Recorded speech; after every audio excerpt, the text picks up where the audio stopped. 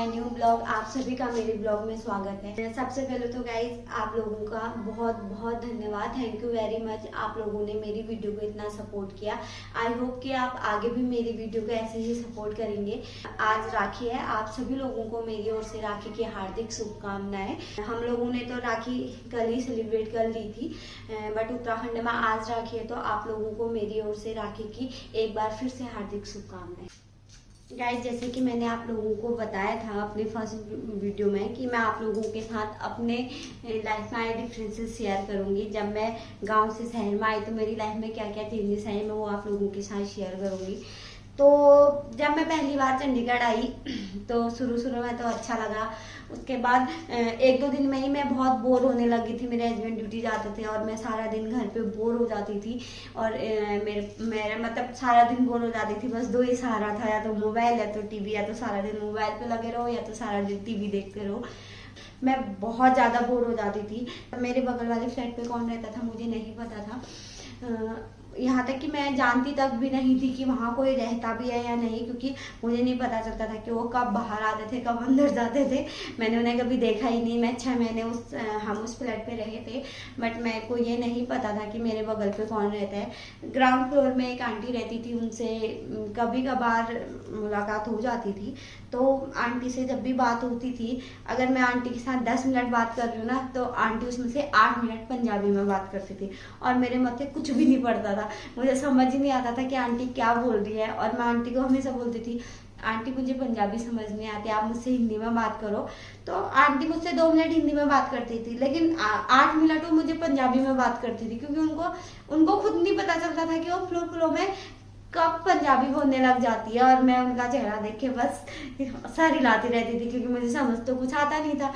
और मैं अपने हस्बैंड से बोलती थी कि मुझे ऐसा फील हो रहा है कि मैं किसी जेल में कैद हो चुकी हूँ, जहाँ केवल हफ्ते में 2 दिन बाहर निकल सकते थे। मेरे हस्बैंड की सैटरडे संडे छुट्टी रहती थी, तो हम सैटरडे संडे घूमने जाते थे। लेकिन हफ्ते के 5 दिन आप सोच भी नहीं सकते, मैं इतना बोर होती थी कि ऐसा लगता था कि सच में किसी जेल में कैद हो चुके हैं, जहाँ हम किसी से बात नहीं कर सकते। क्योंकि गांव में तो ये होता है कि हम जब उठते हैं, उठते ही सुबह ही थोड़ी देर भाभी से गप्पे मार ली, थोड़ी देर चाची से बातें कर ली, थोड़ी देर ताई जी से बात कर ली, थोड़ी देर दादी से बात कर ली। ऐसी सबसे बात हो जाती है और बात होते होते काम भी हो जाता है। टाइम का पता नहीं चलता, कब सुबह हुई कब शाम हुई गांव में तो पता नहीं चलता। लेकिन यहाँ तो इतना बोर हो जाती थी मैं पहले। और मैंने एक चीज़ नोटिस की कि शहर में लोग किसी से बात करना ज़्यादा पसंद नहीं करते। हर कोई अपनी लाइफ में बिजी रहता है, दूसरे की लाइफ में कोई इंटरफियर नहीं करता और ना किसी से बात करना पसंद करते हैं। और सब लोग अपने अपनी लाइफ में बिजी रहते हैं, तो कोई किसी से ज़्यादा मतलब रखता नहीं है। आप लोगों को एक और डिफरेंस बताती हूँ, एक और मेजर डिफरेंस बताती हूँ, वो है वेदर। यहाँ के मौसम और पहाड़ के मौसम में बहुत बड़ा अंतर है, बहुत बड़ा अंतर है। यहाँ बारिश होती है, बाहर बारिश होती है और अंदर एसी कूलर चल रहे होते हैं, एसी पंखे चल रहे होते हैं। और पहाड़ों में बारिश होती है तो लोगों की रजाइयाँ कंबल निकल जाते हैं, स्वेटरें निकल जाती है। पर अभी यहाँ आजकल भी बाहर बारिश होती है और अंदर हम एसी और पंखा खोल के बैठे रहते हैं, क्योंकि गर्मी इतनी ज़्यादा होती है। तो आप लोग इमेजिन करें कि मई जून फरवरी, मतलब यहाँ मार्च से गर्मी स्टार्ट हो जाती है। और आप इमेजिन करो कि मार्च से ये टाइम हम कैसे निकालते हैं। मतलब फील होता है ना कि कोई गर्मी में तो ऐसा फील होता है कि कोई ये बोले कि आज खाना खाने का मन नहीं है, खाना मत बनाओ, क्योंकि इतनी गर्मी होती है। ना किचन पे खड़े हो सकते हैं और ना बाहर, मतलब इतनी ज़्यादा गर्मी होती है कि पूछो मत।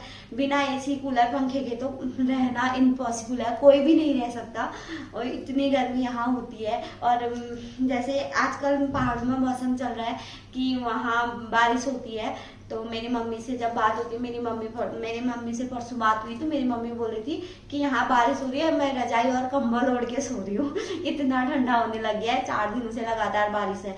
और वही चीज मैं अपनी मम्मी से बता रही थी, मम्मी यहाँ बारिश हो रही है 2 घंटे तो और ज्यादा गर्मी हो रही है, बल्कि बिना कूलर, मतलब और ज्यादा गर्मी लगती है। बाहर बारिश होती है और अंदर एसी कूलर चल रहे होते हैं, पंखे चल रहे होते हैं।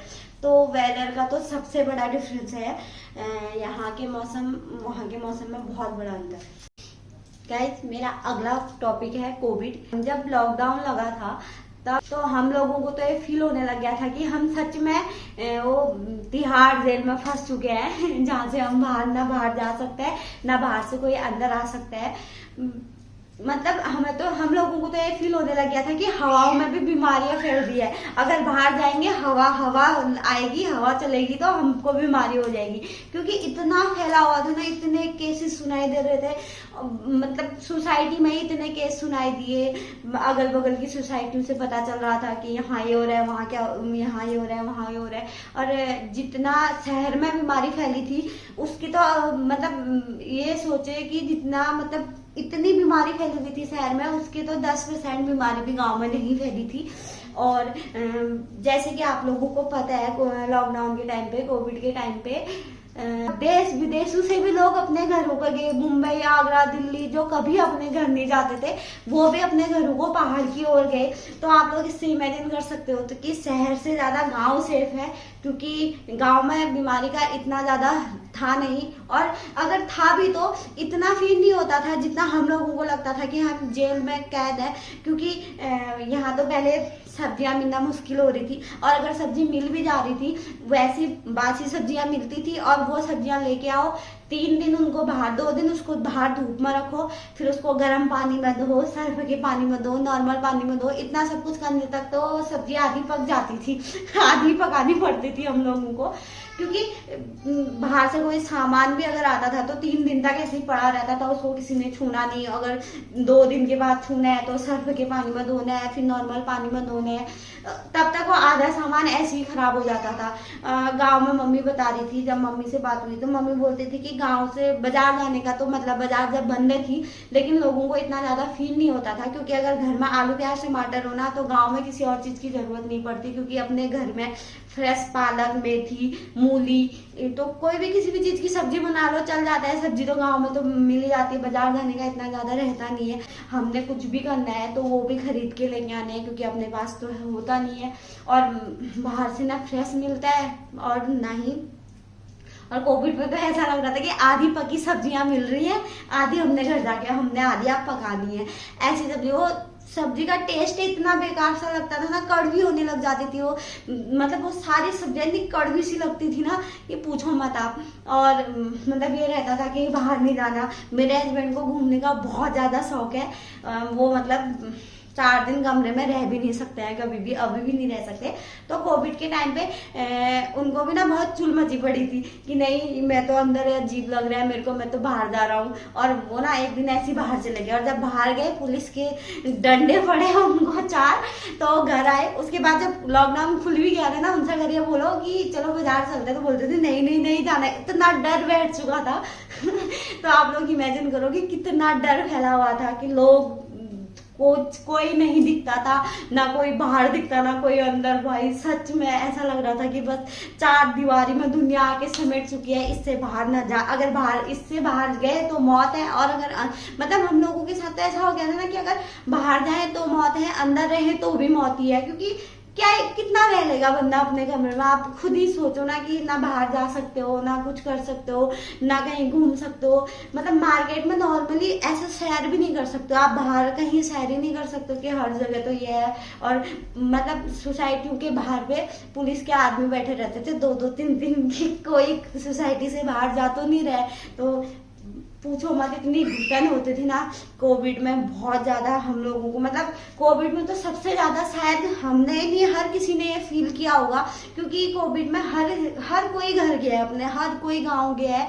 और हम लोग गांव नहीं गए, लेकिन हर कोई गांव गया। और हर किसी, और जो गांव में नहीं गए ना उन्होंने अपना गांव इतना मिस किया। और जो गांव गए उनसे पूछना कि उन्होंने कितना एंजॉय किया है, क्योंकि कोविड के टाइम पे ऑफिस तो बंद थे, मैक्सिमम सारे ऑफिस बंद थे। तो भाई ये थी हमारी कोविड टाइम की लाइफ जो मैंने आप लोगों के साथ शेयर करी। हमने अपने कोविड टाइम इसी तरीके से निकाला।